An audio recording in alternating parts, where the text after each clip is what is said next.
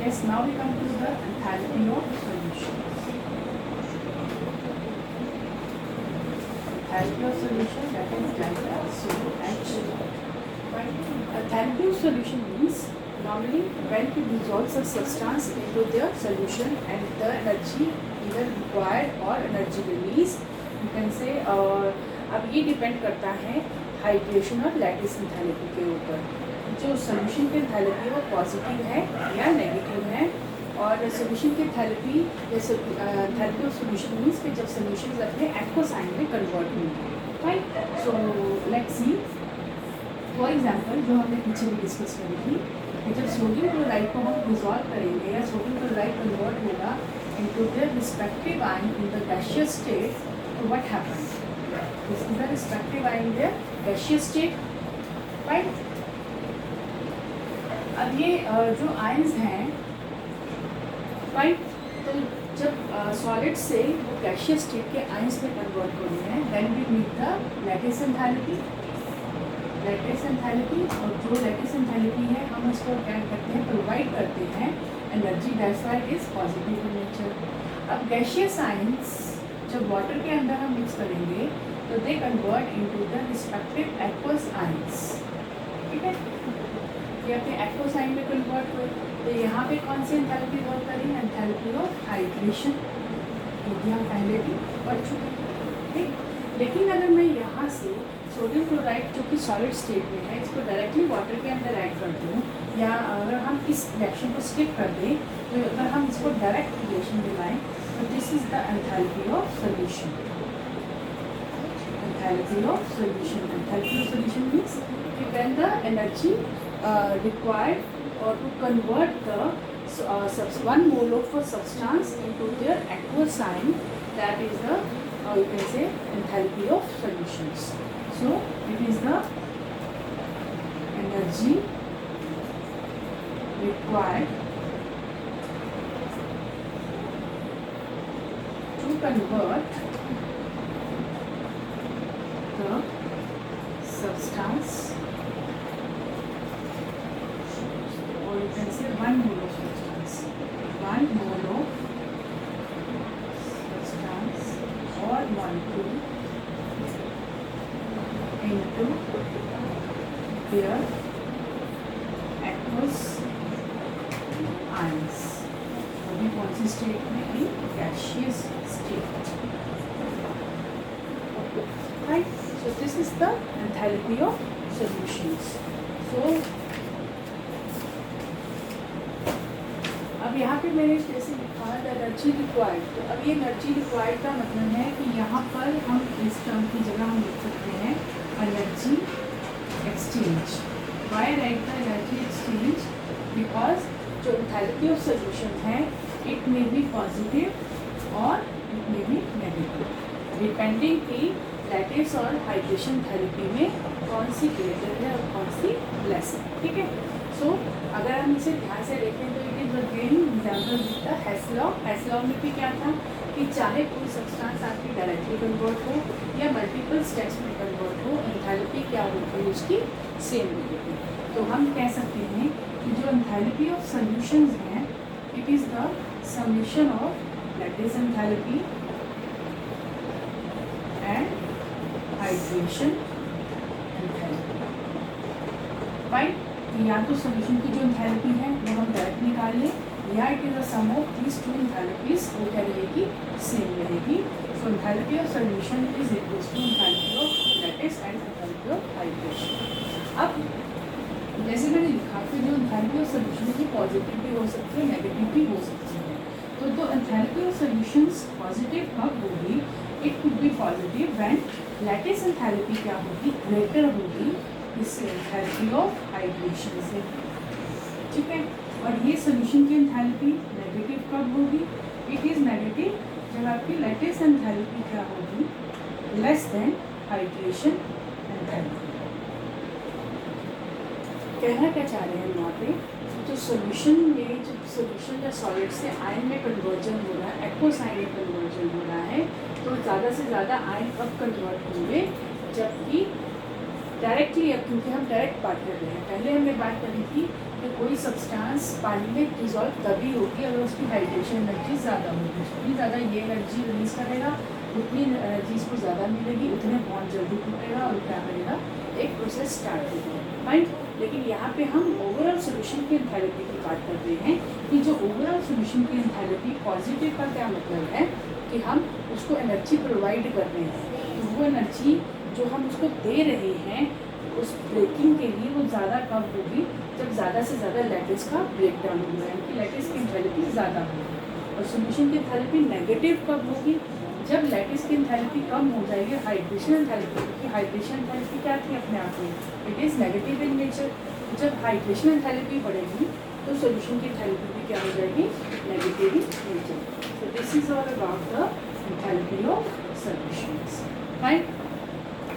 Now come to the next topic, that is Cohn-Hubbard cycle.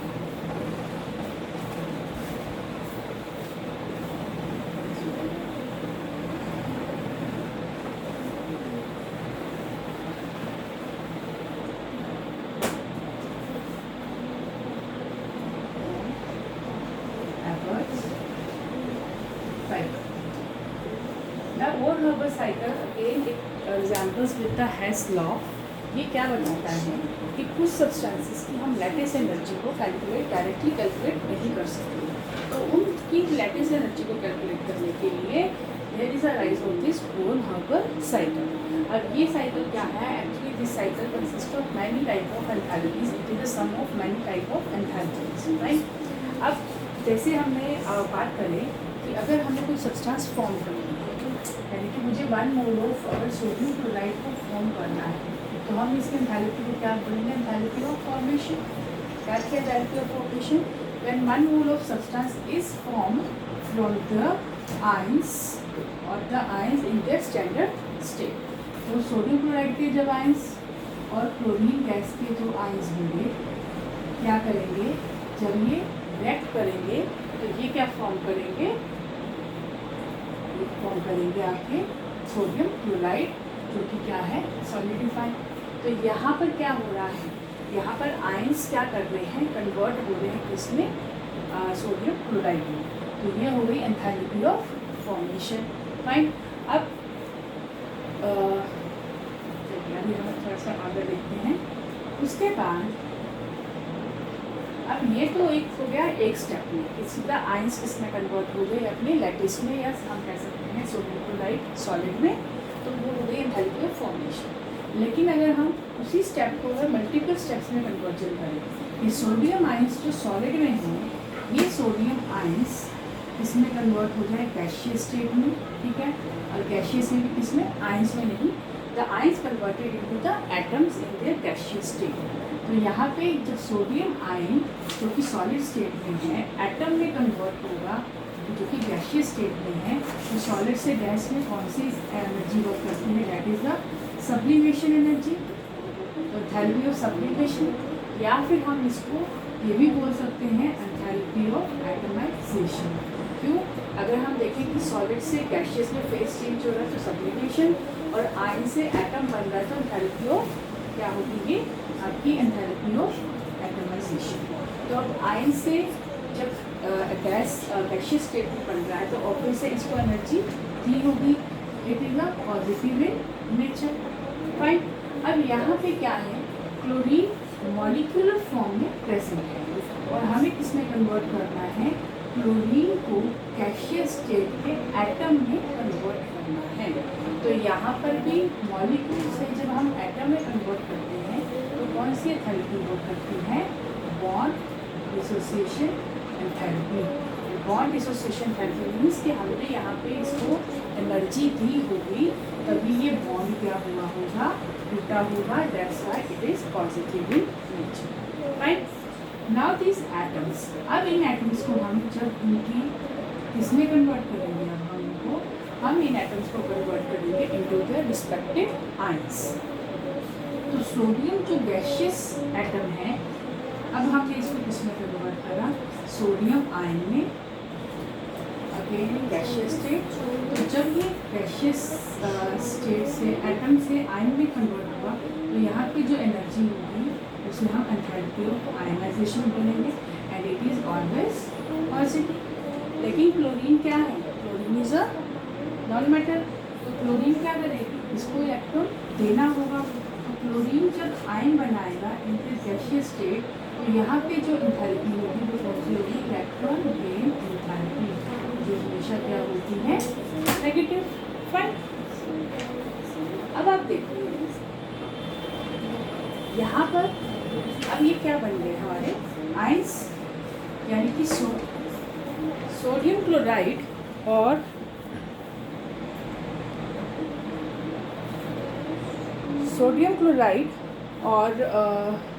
जो sodium ion और chlorine ion जब react करे होंगे तो they form this sodium chloride. तो जब आयन से 1 मोल ऑफ सॉलिड बन रहा है तो यहाँ पे कौन सी एंथैल्पी वर्क करेगी, लैटिस एंथैल्पी। फाइन, ठीक है। अब लैटिस एंथैल्पी क्या है, लैटिस एंथैल्पी मीन्स जब हम आयंस को उसके मॉलिक्यूल्स में कन्वर्ट कर रहे हैं या मॉलिक्यूल्स को आयंस में कन्वर्ट कर रहे हैं, तो यहाँ पे सिर्फ मैग्नीट्यूड का डिफरेंस आएगा। The concept is same. जैसे ये देखो, सोडियम आयन जो कि गैसियस स्टेट में है, क्लोरीन आयन जो कि गैसियस स्टेट में है, ये क्या कन्वर्ट करा, क्लोरीन सॉलिड। तो जब आयंस को क्या किया होगा, आयंस ने जब बॉन्ड बनाया तो इसने कुछ एनर्जी रिलीज करी होगी, तो यहाँ पे ये नेगेटिव नेचर की होगी। तो यानी कि इस केस में जो एंथैल्पी, लैटिस एंथैल्पी है, वो कैसी होगी, नेगेटिव। लेकिन जब 1 मोल ऑफ सब्सटेंस से हम आयंस बना रहे हैं, तो आयंस बनाने के लिए हमें एनर्जी देनी पड़ेगी, तो यहाँ पर लैटिस एंथैल्पी कैसी हो जाएगी, positive in nature. So lattice enthalpy भी पॉजिटिव और नेगेटिव होती है, यानी कि आप उसको रिवर्सिबल फैशन में देखें तो there is a change in enthalpies. बात क्या है, सेम ही है कि जब हम आयन से तो एक मोल सब्सटेंस बना रहे हैं तो नेगेटिव एनर्जी होगी लैटिस की, और जब हम 1 मोल सब्सटेंस से आयंस क्रिएट कर रहे हैं तो पॉजिटिव, क्योंकि यहाँ पर आपने बॉन्ड तोड़ने की एनर्जी ऐड की होगी। यहाँ जब बॉन्ड बने होंगे तो कुछ अमाउंट की एनर्जी क्या होगी, रिलीज होगी। ठीक है, so that's why I written the lattice enthalpy is negative here. ठीक, अब आप देखो कि यहाँ से यहाँ तक जो एंथैल्पी ऑफ फॉर्मेशन है, उसे हम कह सकते हैं कि वो इन सारी एंथैल्पीज का क्या है, समेशन है। यानी कि जो enthalpy of formation is the summation of all type of enthalpies, that is sublimation enthalpy. Enthalpy of formation is, first is enthalpy of sublimation plus enthalpy of bond dissociation 1/2, ठीक है, plus ionisation enthalpy minus electron gain enthalpy, ठीक है, and then जो आपकी lattice enthalpy minus lattice.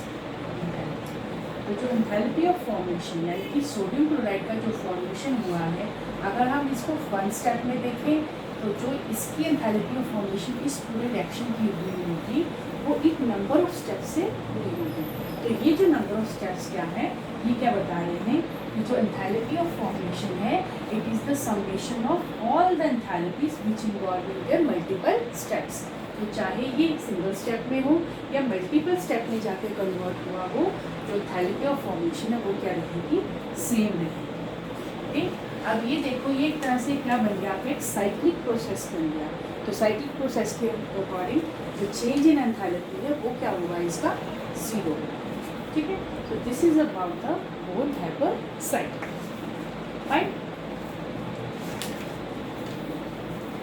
एक बार मैं इसको दोबारा कर देती हूँ। बोन हार्बर साइकिल की क्या जरूरत पड़ी, तो बोन हार्बर साइकिल क्योंकि कुछ सब्सटेंसेस के हम लैटिस एनर्जी को डायरेक्टली क्या है मेजर नहीं कर सकते, तो बोन हार्बर साइकिल क्या है, it help with the multiple steps कि हमें किसी की भी लैटिस एनर्जी को अगर निकालना है तो हम मल्टीपल स्टेप्स में क्या है उसके एनर्जीज को कैसे डिफाइन कर सकते हैं या मेजर कर सकते हैं। तो यहाँ पे जस्ट देखते हैं एग्जाम्पल सोडियम क्लोराइड। तो सोडियम क्लोराइड अगर फॉर्म हो रहा है उसकी जो फॉर्मेशन एंथैल्पी है वो किस पे डिपेंड करती है कि 1 mole of sodium chloride is form from the constituent ion इन के स्टैंडर्ड स्टेट, जो कि हमने एंथैल्पी ऑफ फॉर्मेशन में भी पढ़ा था। अब ये तो हो गया 1 स्टेप में, लेकिन यही सब्सटेंस अगर मल्टीपल स्टेप में जाके कन्वर्ट हो रही है तो उसमें पहले सॉलिड से गैसियस एटम में कन्वर्ट हुए होंगे, then this gaseous atom ions में कन्वर्ट हुए होंगे। तो उनके कन्वर्जन के बीच में जो एनर्जीज रिलीज हुई या जो एनर्जी उसमें ऐड हुई, वो सारी एनर्जीज का जो समेशन है वो फॉर्मेशन एंथैल्पी के क्या हो जाएगा, इक्वल हो जाएगा। This is the core of a cycle.